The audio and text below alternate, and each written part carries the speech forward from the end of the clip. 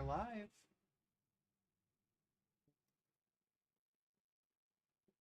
Boop, boop, boop. All right. Hello, everybody, and welcome to another episode of Tavern Talk. This one is the first one that we're not talking about our D&D campaign. Campaign That's one's right. over.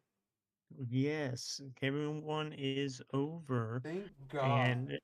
and and we are like the best one just said going to be starting off this time talking about one of my favorite franchises in terms of RPG fantasy games in celebration of their new game that just came out, the Dragon Age franchise. Yes, but before we get too far, let's go ahead and talk about a certain something that we always talk about.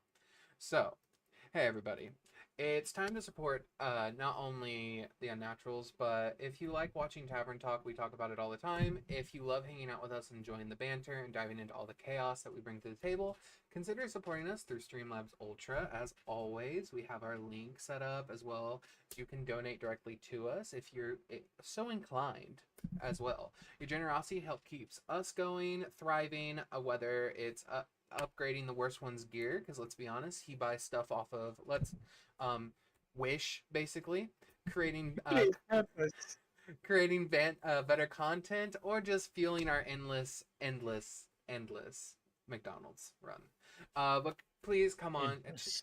Please check out Streamlabs Ultra link down in the description, as well as on our channel, as well as our links to our other support, which is GEVI, your one-stop shop for high-quality home appliances and lifestyle products, if you're so interested. Uh, GEVI, whether it's the perfect cup of coffee or convenient kitchen gadget or innovation home solutions, GEVI has you covered, as well as their Black Friday sales going on. So please check out one or the other. But back to the worst one, because let's be honest, he's kind of a nerd about this. I'm kind of flabbergasted by the professionalism just oozing off you right now. It's throwing me off. Yeah, it's a lot different when I have to do the ad reads or when I have to do the intro in general, and I'm not the one talking for 45 minutes. I get a little bit of That's a also break. that's also true. So yeah, you got to get that exercise in there. But yes, like the best one just said, I am the worst one here with. The better one, as always. That's right, and we're going to jump into our discussion on the Dragon Age franchise, one of my favorite franchises of all. This was my go to back in the day in terms of like games that I could just replay. It was amongst many others like the Final Fantasy franchise and a few others like Legend of Dragoon, Chrono Cross, and etc. Those were older games, but this franchise, it's due to its uniqueness, centered itself in like my top like 10 favorite franchises to come out. And we're just gonna go in order. And we're just gonna start with Dragon Age Origins and its subsequent DLC and Dragon Age Awakening and that came with it. So to start us off, it's a Bioware game. It's very story driven RPG, kind of Hmm. like Mass Effect. Oh, yeah, we know all about Mass And Effect, right? shut up. But it's a high fantasy and it has mature themes, very mature Mm. themes. And it's a game where its moral ambiguity, difficult choices, power struggles, politics, personal stories, relationships, friendships, romances, rivalries. You know what I'm saying? And that just, if that doesn't pique your inner nerd's interest, I don't know what to tell you. Just by me saying, if I was someone that didn't know anything about Dragon Age, just by hearing that very simple breakdown, I'm already salivating at at the thought of it. I don't know what to do for you if you're a nerd and that doesn't do anything for you. I don't know. Fine, fine, fair enough. You got me pulled in. Now, Um, talk to me about, like, character creation. Let's Oh build our yeah, yeah. character. Yeah, like the key aspects was customize your customizable protagonist, the warden, with multiple origins that you could have done. And in Dragon Age One, you are a Grey Warden recruit when it has I think four or five very distinct origin stories where you start out at. If you're human, you're a human noble. Hmm. If you are a elf, if you choose the Dalish, which is a very wood elf druid ranger like in terms of D&D. Uh, Elves that are more like they travel around like gypsy camps. And then you got your city elves, which are in the Dragon Age franchise, unlike other RPGs and fantasy games, that elves are not like high society. They're slaves or lesser than a secondary people because they used to rule and then their kingdom collapsed. Some scholars speculate for one reason or another, but they were a tyrant race that enslaved the world, and then when their kingdom fell due to uprising by the dwarves and humans and other factors and uh, speculations and reasons, fell from grace, and they even lost their immortality, and a lot of their culture was forgotten over hundreds and hundreds of thousands of years. And so elves for the longest time were just no more than slaves, and that really piqued my interest in the game. It's like, really, elves are not like, oh, I'm a high elf, oh, high magic and respect it. No, they're lesser than. All right, that's new. It's just funny that what piqued your interest is the fact that there were specific slaves, Well, specifically the elves. well, listen. Yeah. Not, when you say it like that, it's Uh bad. huh. But what I'm saying is that it piqued my interest because it took a well-known trope of fantasy and Yeah. turned it upside down. Yeah. Fantasy normally makes it to where elves are, you know, like the better species and all that stuff. Yeah. Fair And enough. Dragon Age, they are not, and it was very refreshing. But anyway, and then you have your dwarves, and you have two different types of dwarves. You have your dwarves that are on the surface, they're usually a part of the cartel or the merchants guild. You know that they can, if you live on the surface, you can never go back to their place of origin, because in Dragon Age universe, the dwarves that live underground in one of their major cities, which I'm pretty sure is Orzammar, if I'm correct, You're correct. they believe that if you leave the underground, you'll fall into the sky. And so and they have like a whole dichotomy, they have a whole hierarchy and class system. And it's very interesting, and there's a lot to get into, and that also piqued my interest. And like I said, you started as a recruit for the Grey Wardens, which is a military faction that has total immunity treaties between all the races and kingdoms, and we'll discuss why that is here shortly. But the key aspects of these games is like your tactical combat, rich world building and branching narratives for different outcomes and Hmm. themes of sacrifice and leadership during the quote unquote Darkspawn invasion, the Blight, which we'll also cover. But in terms of what I just talked about right now, what is your favorite parts? The Hmm. best one? Is it this like unique prologues, the different Hmm. races, the party dynamics? What's so far what I said and what you know from playing the game really cemented it as one of your favorites? What is my favorite for Dragon Age 1? Well, honestly, I'll be honest. Only ever played Be careful, Mage. you're gonna hurt my feelings. I only ever played Mage in Dragon Age 1. Ever. Disgusting. Never played anything different.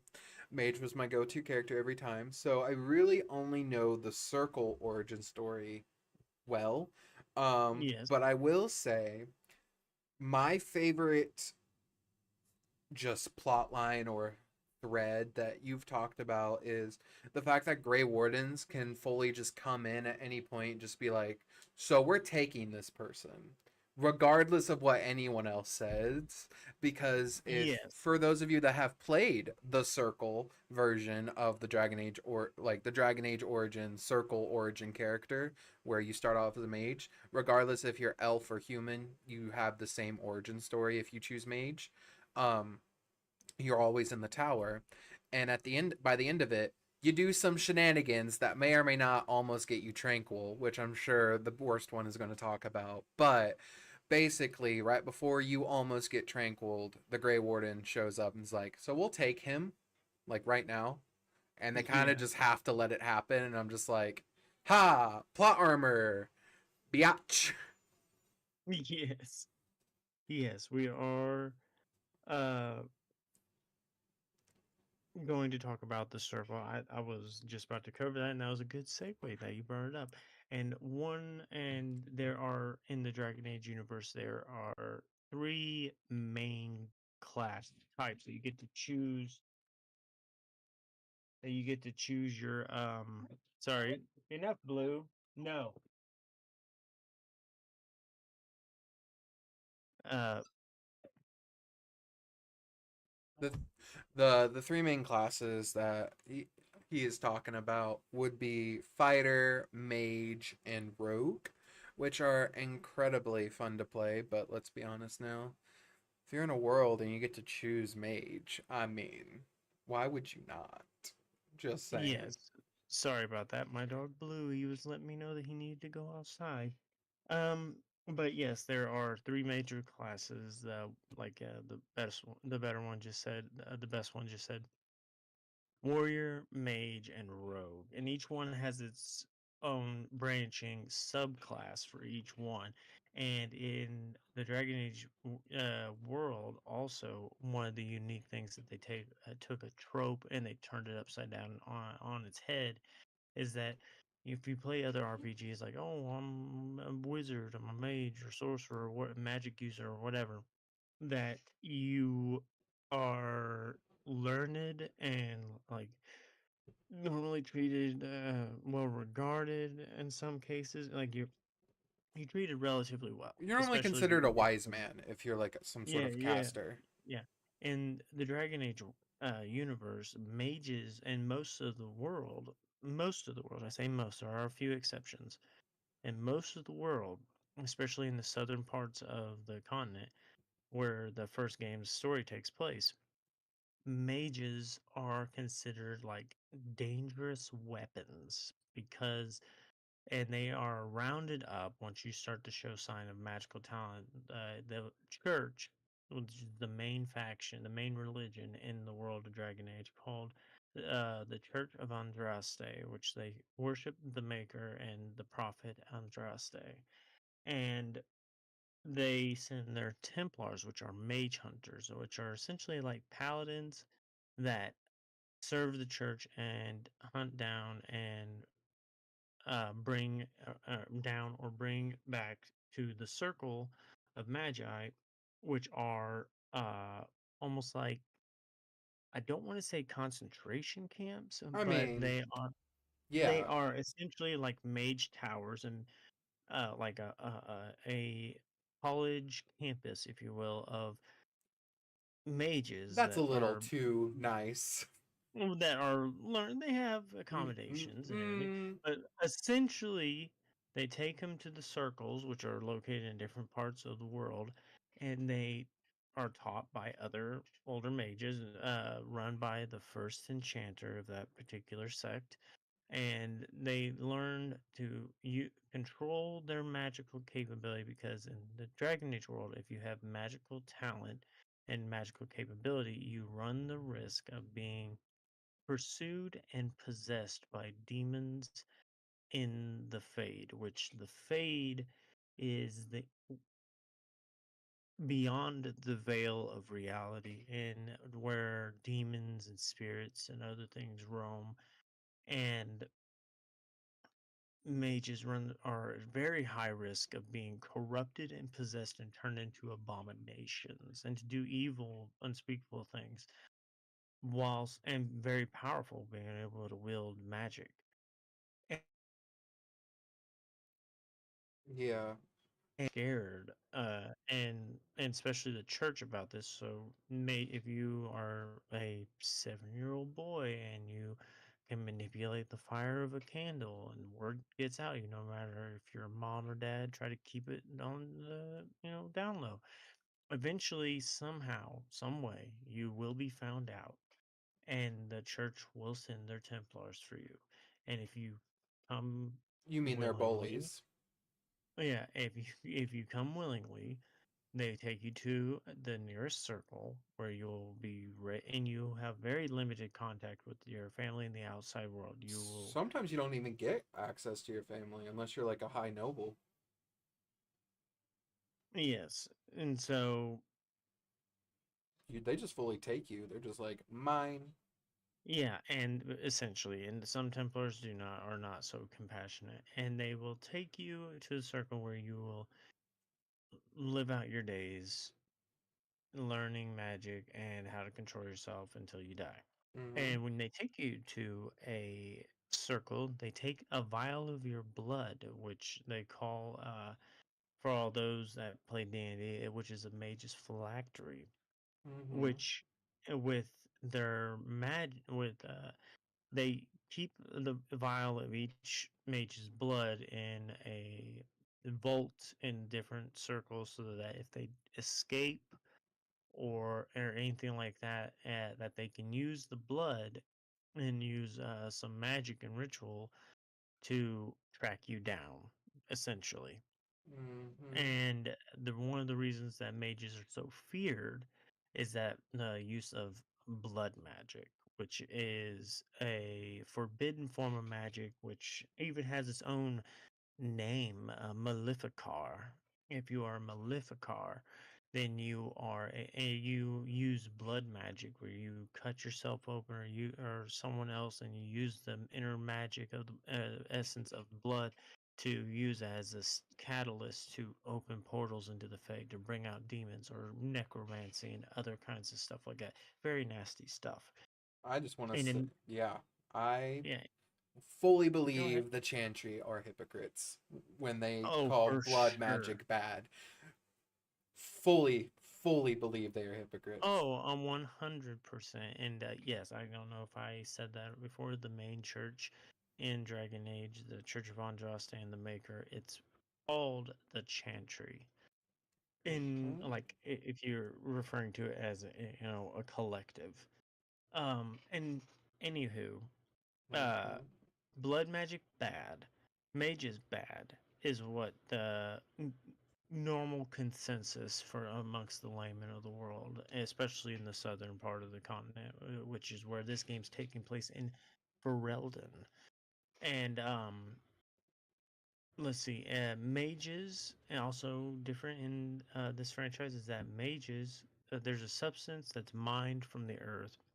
It's blue crystal-like substance that's ground up into a powder and then turned into like a liquid, and it's a neon blue, and it is called lyrium. Lyrium is like the catalyst or material components for things that in terms of D&D, to where the mages drink it to replenish their magical capability and to strengthen their magical capability. And yeah, and it's for mages, it's just helps fuel them. If you do not have the ability to cast magic, it is very addictive like heroin, but also what the church learned is that it also gives non-magic users, non-magic people the ability to resist magic better.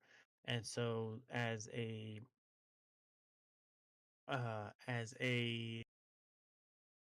I want to say, I don't want to say rite of passage, but as a subsequent consequence of this, the church implemented that their Templars, their knights that hunt and control and monitor mages, uh, Um, sorry. You're fine. The Templars drink the lyrium, and it's addictive like heroin, and it gives them extraordinarily magical resistance. However, over time, if a Templar is relieved of duty, fired, or just leaves on their own for whatever reason, they don't have a steady supply of lyrium, so they go through withdrawals and sometimes even go mad, and it's really bad and die. You eventually wither and die because addiction. Hence And why everyone in the circle is a hypocrite, a liar, and a bully. I don't I care. mean, Nope. they both sides have their squabbles and Yeah. have their We'll get to ups the and Mage downs. and Templar War and how heated I'll become on it, but those Yeah, are my because like, thoughts. don't get me wrong, like I have a stance on certain things, Better be with the and mages, is all I'm saying. and Mm-mm. depends. See, because like the moral ambiguity and choices of these games is so well done that I'm pretty sure I have different takes and stances on a lot of things that the best one's going to have an objection to, which we'll get to. Uh-huh. Yep. Yeah. And we know which one will be correct because clearly it's in the name. But please continue. Well, so tell you only played the circle, right? I have only played the circle. I I had the pleasure of after owning the game and falling in love with it, play through every origin race. And and as a side note, there are four major races in the games: the humans and their variants, the elves and the dwarves, and one other. Which, if you, for all our D&D nerds out there, it is a smack it's a smushed together conglomeration of Dragonborn and Goliath. Yeah, but sadly They we don't get are, them until the second or the third game, right? well, no, you're introduced to them, just not in the way that they eventually evolved in the second and third one Oh yeah. and fourth one. But they lost their name over centuries ago, but they follow a strict doctrine of an ideology of a very unique and on paper sounds fantastic ideology, but in practice is very questionable. And these creatures are uh, called Kunari, which are big humanoids, like really big, like Goliath stature, but with dragon-like horns usually protruding out of their head, usually going back, but they can be after grown and manipulated over time with whatever to make them in any shape they would like. And they have grayish skin, but they are giant humanoids, roughly pushing around 7 to 8 feet tall, and they are extremely physically powerful, and they are called the Kunari. What the world knows of them now. They No one knows really what their original race's name was at first in the first game, but they eventually built together, and they're from across the ocean on a different continent, where they follow the religious doctrine of the Qun, which is where they strip everyone of their individualism, and you're born and bred for a particular role or job, and that's it. That's it. So, and your name, you don't have a name. Your name is what your job designation is in their language. So, the first Kunari you run across in the Dragon Age 1 franchise is a fellow by the name of Sten, which Sten is Kunari for lieutenant, a warrior. And there's other names in the Kunari tongue for different jobs, and that's what becomes your name.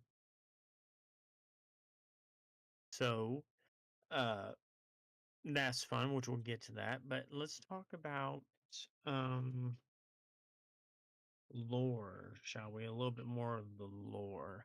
Do you remember or have any recollection on the first piece of Dragon Age lore that you got that really just jumped out at you? Yeah. So like I said, I started with the mages. The first like lore I was introduced to pretty early was blood magic and the fade. The fade's wild, fam. The Fade is wild. I Like love it. that's literally the first quest you're given as a mage is to go survive the fade because you're doing your harrowing, I believe is what it's called. It's called the I harrowing, I'm pretty sure. I think so. Yeah, but where basically you have to fight your inner demon or fight a demon to not claim you.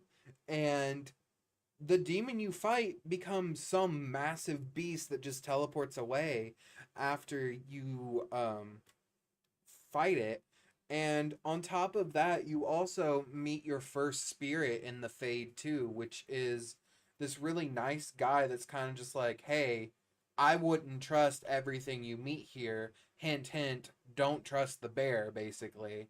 And it's just a really cool essence of the game, how they just the fade is just sort of like another layer to where they can just go like, so yeah, this is where nightmares come to thrive, and just be ready for everything. And then right after you deal with the fade, you have to deal with blood magic like back to back, almost within hours of each other. So right after you recover facing a demon, you have to basically fight your best friend who's becoming a blood mage.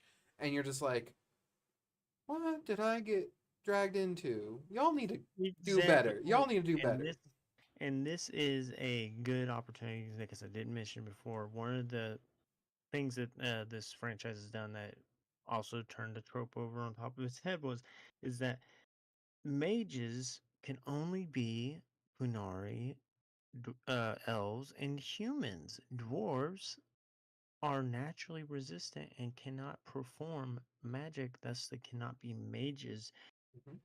in the first game and everything that we've learned so far. They But also can't dream, right? Because they can't do magic. they also cannot dream, and Yep. they have no concept of the fade. Just think So how shitty that would be to be like, yeah, so I had a great dream last night, guys. Walks up to your dwarf friend. So what'd you dream about? Nothing. exactly, and Rocks. in the major enemy for all races in the land that's been plaguing the different races in the world at large in Ferelden for the past several hundred years. It's a looming threat that has been deemed and called the blight, which is an infectious disease, magical corruption, a disease that turns different folks into vicious monsters called darkspawn that Hmm. threaten everything. And we'll just jump right into the story. And we'll just go down the, hit snippets, and I'll ask you on your thoughts on things and what choices you made and Absolutely. best you can recall. But the story of Dragon Age Origins, which is the first game in the franchise, is a classic tale of heroism set in the land of Ferelden. Ferelden is a region in the continent in the world of Theodas, which is the continent of where the world takes place in the world and the world of Dragon Age. And for Eldon, the feudal kingdom known for its strong sense of loyalty and resistance to foreign rule, they have like and they also have a bad rap. I just want to throw this out there that a lot of the other countries say that Ferelden smells like wet dog because Ferelden is known for their warhounds called Mabari. Love it. Anyway, we'll get into that shortly. But Yeah, I the mean, the prologue of the origins of your hero. You can choose human noble, where you'll be a member of the noble Kuzlin family, whose home is betrayed and destroyed by their family friend Hal. sucks to suck for them. Yeah, At and least they're then you not a can be, mage. or you can be a dwarf noble, a prince of Orzammar, which is the capital city underground of the dwarven kingdoms. and you are caught in a deadly political uh, intrigue and subterfuge performed on you by your own kin. Or you could be a dwarf commoner, a casteless, which is their class system of hierarchy, which are called castes, and you'll be a casteless dwarf struggling to survive in Orzammar slums. Or you can be a Dalish Yeah, like the those worst. ancient elven ruins and Hmm. artifacts to try and hold on and uncover long forgotten secrets of their heritage. Yeah. And then you got city elves, which I also touched on, a downtrodden elf living in the alienage, which is like a segregated part of a lot of cities where it's like the slums, and that's where the elves live, Hmm. and where you face oppression and tragedy. Or you can be any but the dwarves and be a mage and a mage user dealing with the circle of magi's restrictions and the threat of demonic possession. Each Hmm. story introduces the character's background, motivations, and early challenges, setting the stage for the recruitment into the Grey Wardens by one Duncan, a veteran warden who is crusading around as he is seeing more evidence that the blight is upon us again, once again, and he is looking for recruits to stave off the ways of these monsters. Hmm. And this, by the way, is the fifth blight, and these are the Grey Wardens for the fifth blight. The main story begins as you join the Grey Wardens in Ostagar, which is a fortress preparing the battle against the Darkspawn horde. Here's where you meet some key figures like King Kalon, a young, idealistic king of Ferelden. Uh, Tan Lohan, a renowned general and hero for Reldon, who distrusts the Grey Wardens for some reasons we'll get into much later. And then also Alistair, a charming and loyal Grey Warden who becomes an ally. And you undergo what's called the Journey, a dangerous ritual where recruits drink darkspawn blood to gain the ability to sense the taint, the corruption, the blight through many, though many die in the process. After I forget how long it's been so long, but after surviving, It's 3 days, right? you I think so. After surviving, you officially become Yeah. a Grey Warden. You purposely taint yourself with the Darkspawn blight, and but if you're strong enough under this particular very very secretive ritual. And the reason it's kept so secret is one, they don't want the how to become a Grey Warden getting out, so because then a lot of people, a lot of fanatics will try to do it. And on top of that, the Chantry, they would make an enemy out of the Chantry because this would be considered heresy. Can we say one thing? Like you skipped over just as something I need to say. Uh, Hmm. we go into this world of fantasy magic and demons. That I can get behind. Blood magic I can get behind. Blight, all right. But the thing is, the Blight is basically a Resident Evil style freaking virus that takes people over and mutates them into ghoulish monsters. And not just people, anything it Well, touches. I will correct you there because one thing that you do learn is that when you are tainted, you become a ghoul. Yes, but that's about as far as you go. Darkspawn are actually born. The ghouls, they will seek out, and Basically you zombies. look like a zombie, like pus and like Yeah, boil and like you it's look like like your body's rotting away, and you hear a beautiful melody in your head apparently, and what they call the singing, yeah. the call. Y- And what they mm-mm. do is that the ghouls will eventually get together and they will either taint a village, a small village or something like that, and they will round, and how darkspawn are born, they figure out, you will figure out, which in the DLC you'll figure out, which is very disturbing. One of my favorite things is that the ghouls will actually abduct women, pregnant women preferably, and drag them into the Deep Road, which is the underground network cave system made by the dwarves that interlock and are subsequent roads underground leading from kingdom to kingdom, place to place, and stuff like that. And some are cut off, some are collapsed. It's a whole thing, and some of them are overrun by darkspawn because darkspawn detest the sun. Like they can be out in the sun, but it's not their favorite thing. They need to be under the cover of darkness or clouds or out of direct sunlight. It's But absolutely insane. It's basically be careful not to get scratched or you become a zombie. Like a zombie apocalypse thrown straight into a medieval game. yeah, It's yeah, insane. it was insane. Even I was like, what? But and then when you figure this out, that they abduct women, preferably pregnant women, and bring them to deep roads, they feed them tainted flesh with the blight of other people until they mutate and gorge themselves into these nasty flesh blobs called brood mothers, where they will, depending on what their race is when they become a brood mother, they'll look slightly different, and they will breed and birth out like a alien queen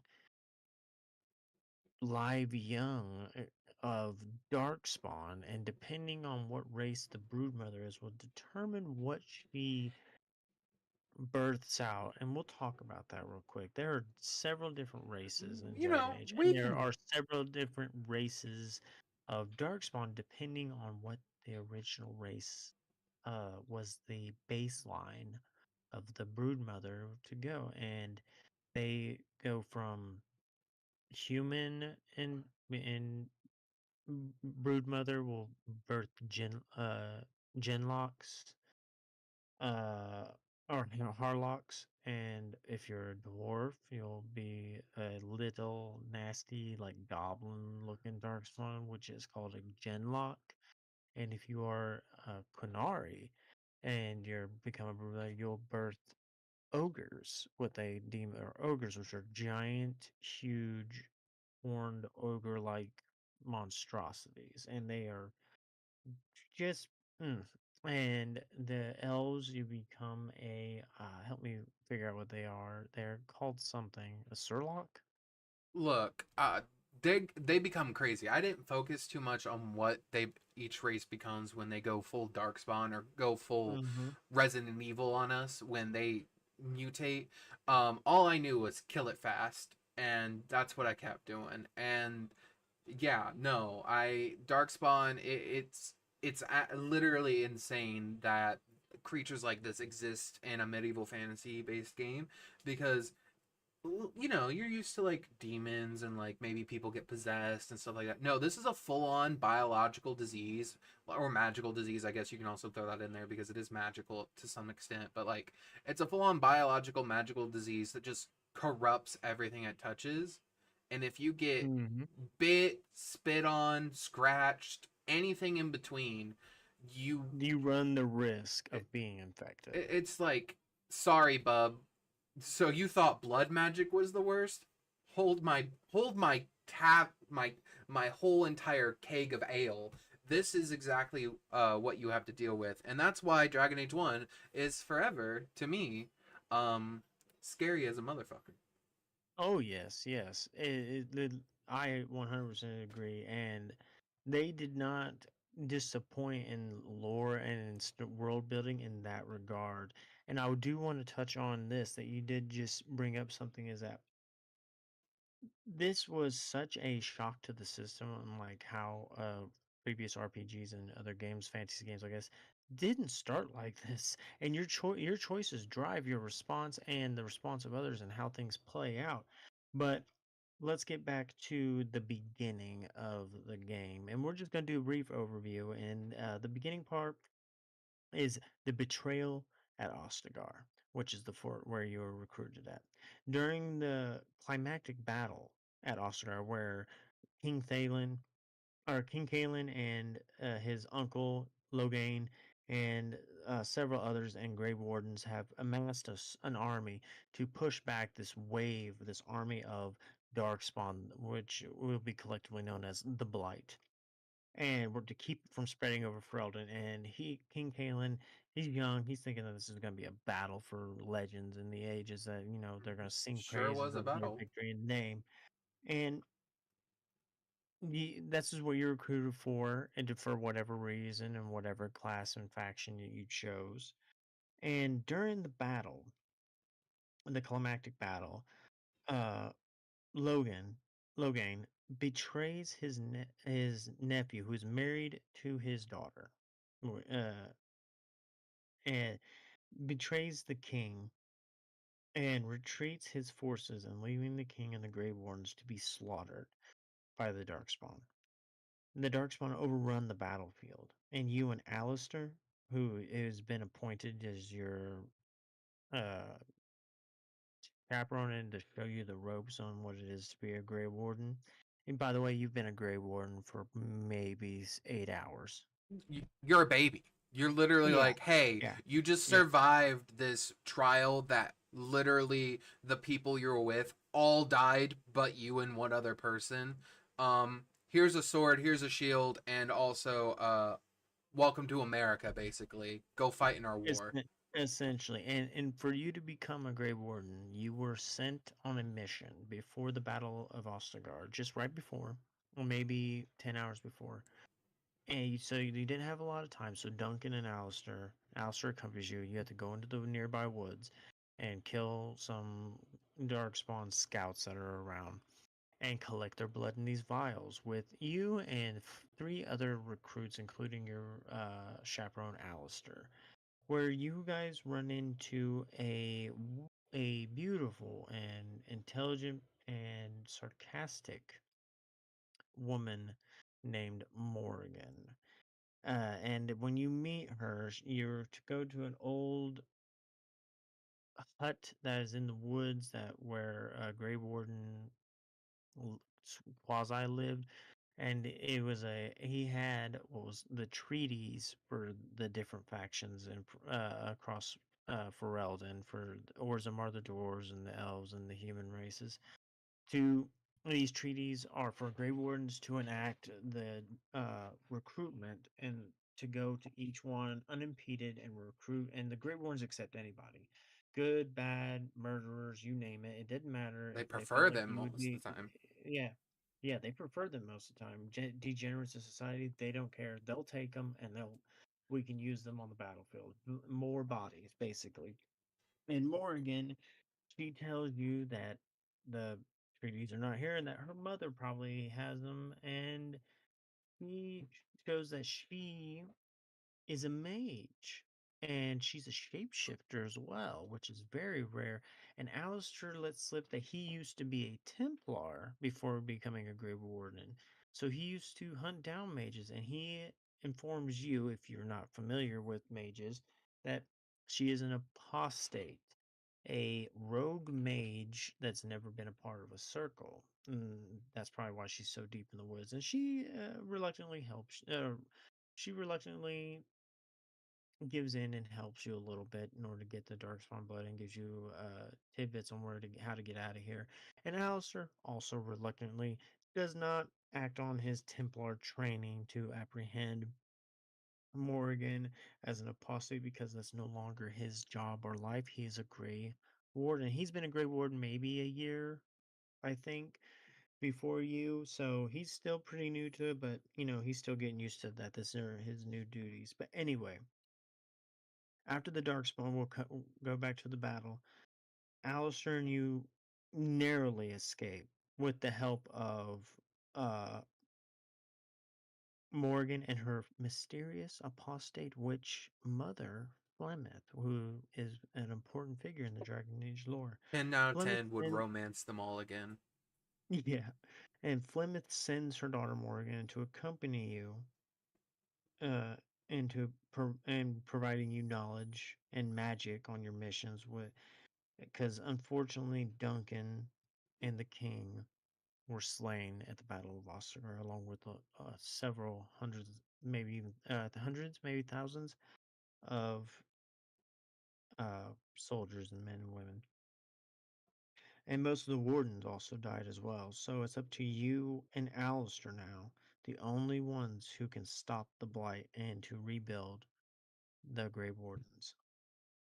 So, gathering allies to combat the blight, you must invoke the Grey Warden's ancient treaties, relying on your allies for this cause as well. That involves in traveling across Ferelden and navigating its political and social conflicts, like Yeah. with the Dalish.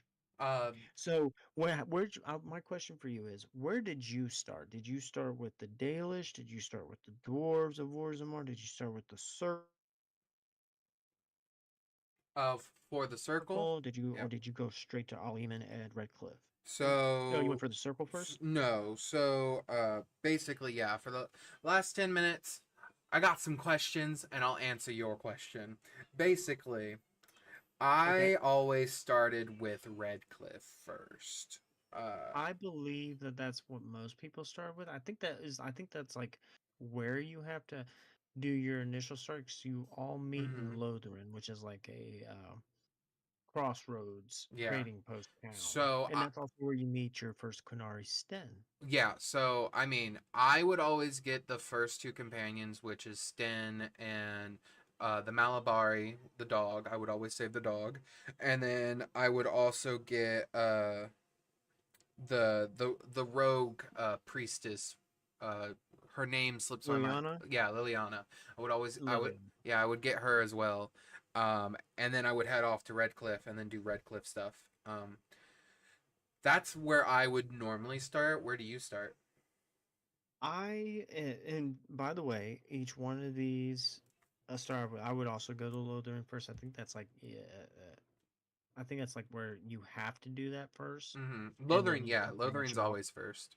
Yeah, and then you branch off to the different trees and where you go. I would often choose the Circle of Magi as well, and this is what my our first controversial in the last 10 minutes I want to bring to you is the circle that you come to, the nearest one, is under lockdown by the Knight Commander and the Templars because the Mage Tower in the circle is overrun with demons and abominations. It turns out that a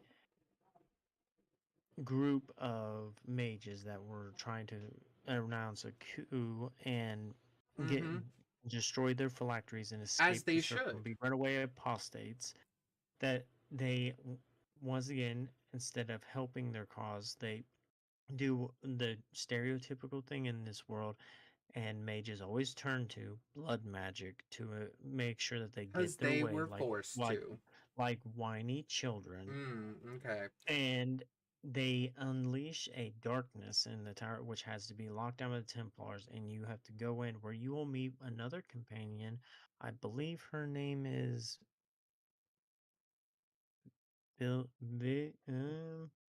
I always called her Winifred, even though that's not her name. Winifred. Yeah, That's not her it, name. I know that's it's not not her her name. name. Yeah, I yeah. always called her Winifred whenever I got her. I don't know I what it is about it. I that was her name for me. yes. Um, But yeah, Hold on, I will get it. it's fine. I'm just saying the mages were pushed to do this because they were forced to be locked in the goddamn towers. They were stifled. They literally could not do anything, and that's honestly why I'm all for mages reclaiming their solidarity and their freedom. Like I'm all for it because as much as like yes, this caused a bunch of demon outbreaks in the chantry, it didn't have to come to that if the Templars were just, nice and understanding that these are still people and they didn't need to be treated like Well, dirt. one thing on let's pump the brakes. Not all, and it's proven, and you get to explore in the game that not all Templars treat mages like that, and That's as such, true. it's only in extreme cases. That is true. But all of the high up Templars that you meet in the games, they're all bad. I haven't No, come across a good higher up Templar in the game that I you meet liked. the Knight Commander in Ferelden where he does Well, not want that's a to Knight Commander, not a essentially Templar, though. nuke the circle. He's like, and her name is Win, by the way. Yeah. So the Knight Commander isn't a Templar though.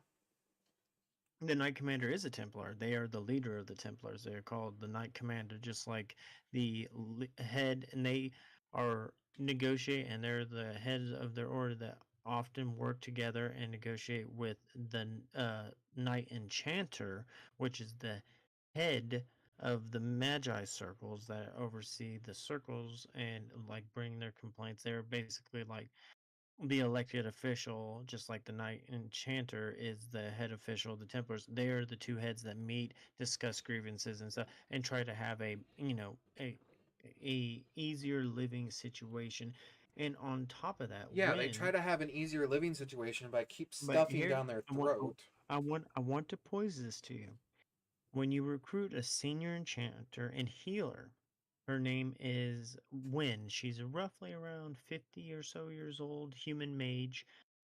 She's a respected mage in the circle, and Wen is deeply committed to protecting her fellow mages and her pupils that she teaches, and she also preaches the word of the chantry.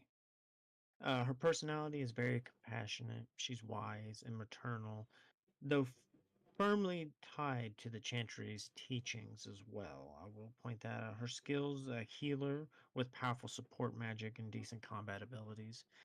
And she also has a couple of personal quest confronting her own mortality and the spirit sustaining her life after she nearly avoided death. And the key themes for her, are faith, mortality, and the role of the mage isn't Theodas.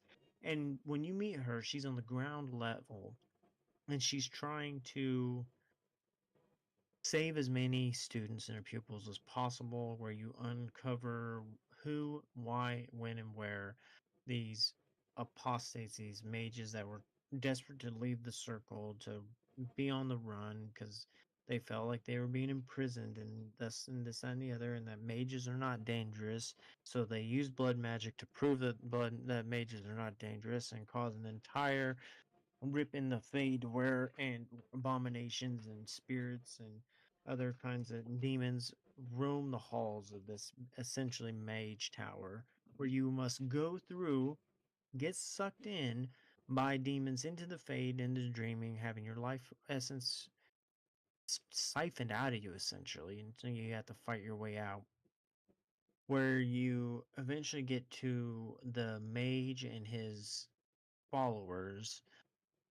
Some didn't want, just wanted to leave, didn't want to be part of this, but they thought the leader went too far, and yada yada yada. So you have some moral quandaries on either letting them go, turning them over to the Templars, letting them go back down to the circle, the first floor where Wynn had a couple that were safe and they were holding up the barrier to keep the abominations and demons from leaving. And you have a choice of either telling the Templars about them or not, that they were involved or not. It's your moral choice. But once you defeat him, you find out that he uses blood magic and gets possessed by, I believe, a wrath demon, and turns into this giant demon monster. And you take him down eventually, to where you eventually go back down and proclaim that the mage tower is clear for the most part. The veil's been patched back up, which is the barrier between the fade and the real world. And you're given a moral quandary because you hear of some horrific things that the mages did and were doing, Well, just to get out, just to get their way and get out of there for whatever reason. What they assumed was oppression, which it was seems oppression. like You they, can't which, assume it. well, it seems like it was well founded because of Okay. what happened. Well, before we However, continue, However, or do you side with the Templars? Because your choice will determine on who you recruit. The Circle of Magi, where you'll have an arm, like a regimen when the final battle comes of magic wielding Magi, or will you side with the Templars on what to do with the Mage Circle, where you'll have magic resistant knights to fight back on the magic wielding blight wielding darkspawn? So you have a choice on what you, because once Mages. you choose one side, you'll lock out the other. Mages. Morgan, she is For the mages. Morgan's not really for the mages and she's not for the Templar. She's more indifferent, like, why do you care? Just pick one. Wynn, however, is for the mages. Alistair, being a former Templar, is for the Templars, and you'll get approval from either or and disapproval from either or depending on your choice. So you chose mage, huh? Yeah, but before we continue, because I do Mm. have questions and we're about to run out of time, um, Okay, okay, go for it. and then we can talk about the rest of this neck and then in the next part. I Yes. have questions for you. Mm-hmm. The Grey Wardens are often seen as noble heroes, but is their reliance on conscription and the willingness to sacrifice individuals for the greater good justified in your eyes? Could their approach be reformed, or is it a necessary evil? I believe, in terms of my personal belief, Mm-hmm. or You, my personal you're belief, as a player for the game. Do you believe, based I off all the believe lore, that this has that to stay the way it is, or could it be changed, or is it something they could get rid of? I believe that with the knowledge that I have now, because the doctrine that's worldwide in the game is pushed by the church that the blight Mm-hmm. is a direct punishment from the maker because some mages in a land called Taventer, where mages rule and there's no circle. They rule the society. Got too big for their britches and thought that could be that they're powerful enough that they can use blood magic to tear a hole through the veil to the fade and enter into the kingdom of essentially heaven, where they enter the realm of the Maker and the Golden City. Okay. When they did this, they found the throne empty, and with every step that they took in the city started to blacken and turned into the Black City, where they were twisted and transformed into the first Darkspawn. And when they were cast out of the city and into back to the mortal realm, they were the first Darkspawn underground, and that's where the taint started through Okay. mage's hubris. That's the doctrine pushed by the chantry. Whether it's true or not, we'll cover more. So but with the knowledge I have now across all the games, I think that the Grey Wardens were a necessary evil for a situation they knew very little about due to religious doctrine, and propaganda and misinformation. They stumbled across a way to be able to fight the dark spawn without the fear of being tainted, by taking out that fear of being tainted by just tainting yourself and then not succumbing to it. Uh, by the way, Grey Wardens have like a lifespan of 15 years because We'll get to after that. you become a Grey Warden, Yeah, you we'll get to that. slowly die and turn into a ghoul, but it's much slower. Um, Anyway, I agree. I think Grey Wardens are a necessary evil that is needed mhm. for this And they are, world. and they, I believe that they are not only a necessary evil, but I believe that their factions should stick around because they also serve another function, which is not usually, which you don't really think about until you play the games a few times, is that Grey Wardens often offer, which you'll find out in later subsequent games, a second chance for those who have made mistakes, I mean, you uh, kind of and get that in the become first game, criminals. though. You do kind of Yeah, get a little bit of that because they do say how they've taken criminals before, so it's kind of yes. implied there. But in later games like in Inquisition, which we'll cover eventually, it offers a second chance to redeem yourself or to be better than what and live a life better than what you already did, to try and redeem oneself in service of others. So I believe that it is a necessary evil, but also a welcomed one, in my opinion. So my next question is the Fade Hmm. is central to the series lore, often a source of magic and terror, as we were introduced if you went the circle, or if you go to the circle eventually in Dragon Age 1, you kind of experience. My question for you is, should Thedas strive to protect and explore it, or is it too dangerous to allow it to persist even in its current state? I hate the Fade. Everything about it is bad and is True. evil. Not everything though. We find out I later believe on. that. Not I everything believe is that. evil though. I believe that the veil. Hmm. wo- I believe that the veil is necessary. I believe I that totally agree the with you with the world. veil. I believe that the Fade is beyond Do you think the Fade should stay beyond human beyond hubris, basically? what's the word I'm looking for? I believe that yeah, human, elves, and any other race's hubris. I believe it should stay beyond most of the mortal realm because, believe it or not, in the Dragon Age universe, the Fade and the mortal realm were together as one thing, and it like they interacted with each other regularly.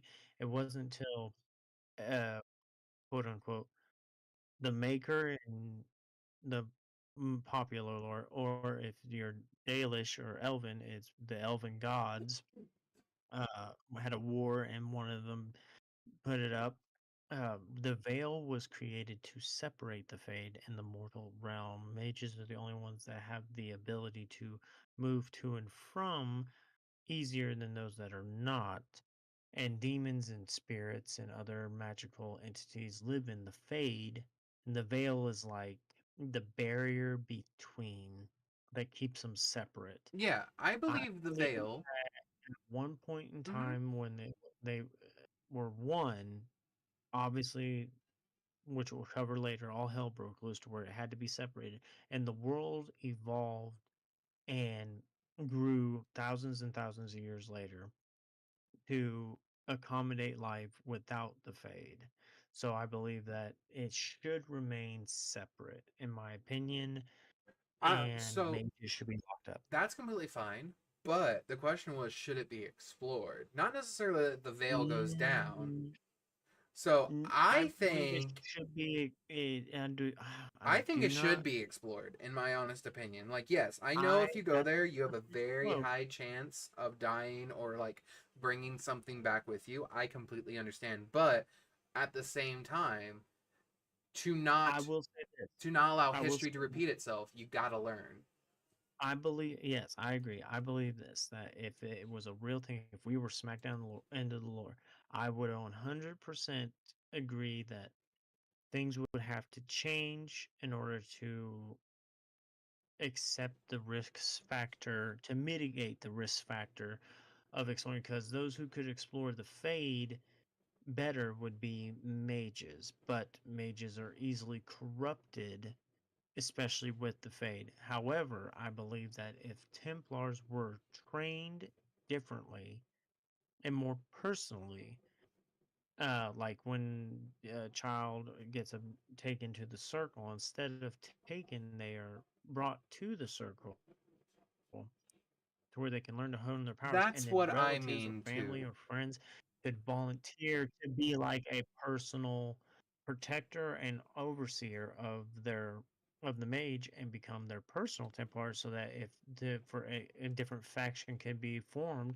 to explore the Fade, that their Templar protector and overseer could go with them to help keep them from being corrupted and protect them. I believe that if there was more of a back and forth way of interacting and reliance on one faction and the other, maybe, but that's not what we get in these games. But that's speculation. But that's all the time we have, guys, for And there will be this more discussion. questions next time. Don't worry. There will be. And I promise we'll burn through more of the story and get right into the nitty gritty and companions and stuff. But this was just our introduction into this new thing where we're going to discuss one of my favorite franchises, and I'm glad that we can discuss it with all of you guys. So if you have any questions, comments, what you guys think which faction was right, what the Yeah, best races and classes are, please leave, different points of comments. view, such as the mages are best. Understood. Yeah, tell us about your first playthrough and your choices that you made, or the most fun ones that you made by, or stumbled across by accident. Please leave them in the comments below the video. And what else is there to say about this franchise and everything? Absolutely But nothing, because we're not going to spoil anything, and even though all the games are out, we're going to keep it quiet. But as the better not one, yet. I will say thank you all for watching. As always, don't forget to check out our Streamlabs Ultra. Don't forget to check out our other link to GEVI if you would like to pick up something nice for Christmas coming out. Please, as the worst one always says, if you end up using Streamlabs Ultra, please either send us a link or share with us your videos that you make using Streamlabs Ultra. We always love checking out new videos, and we are definitely addicts on YouTube or TikTok, wherever you decide to post your stuff, or even Twitch. But as always, every little bit counts and goes a long way to making not only Tavern Talks better, but just in general our channels better, and just helping our videos grow and everything. So join us, support us, and let's keep this conversation flowing. Thank you all for being a part of this journey with us. And as always, the worst one. Have an unnatural evening, guys.